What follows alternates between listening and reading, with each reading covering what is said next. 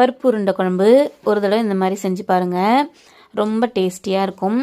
100 gram கடலைப்பருப்பு, 50 gram துவரம்பருப்பு 1 மணி நேரம் ஊற வச்சு எடுத்திருக்கேன். 4 பல் பூண்டு, 5 வரமிளகாய், கொஞ்சோண்டு பெருங்காயத்தூள், கொஞ்சோண்டு உப்பு எல்லாத்தையும் சேர்த்து கொரப்பாக அரைச்சி எடுத்துக்கோங்க.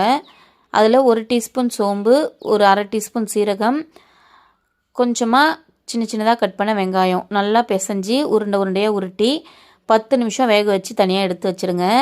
கடாயில் எண்ணெய் சேர்த்து கடுகு, சீரகம், கருவேப்பிலை தாளித்து சின்ன வெங்காயத்தை நைஸாக அரிஞ்சு போட்டு தக்காளியும் வதக்கி நல்லா வதங்கி வந்ததும் உப்பு, மஞ்சத்தூள், மிளகாத்தூள், வீட்டு மிளகாத்தூள் சேர்த்துக்கோங்க.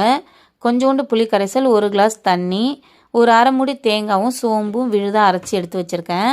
அதையும் சேர்த்து நல்லா பச்சை வாசனை போய் கொதித்து வந்ததும் நம்ம வேக வச்சுருக்கிற பருப்பு உருண்டையை சேர்த்து 10 நிமிஷம் கொதிக்க வச்சு நல்லா எண்ணெய் பிரிஞ்சு இந்த ஓரெல்லாம் வரும். அப்போது மல்லித்தழையை தூவி அடுப்பு ஆஃப் பண்ணிவிடுங்க. நல்லா சுட சுட சாதமும் பருப்பு உருண்டை குழம்பு கூடவே தொட்டுக்கிறதுக்கு அப்பளம், வடகம் எது இருந்தாலும் ஓகே, அல்டிமேட்டாக இருக்கும். சின்ன வயசில் இந்த உருண்டையை உடச்சி மேலே குழம்பு ஊற்றி சாப்பிட்ருப்போம்.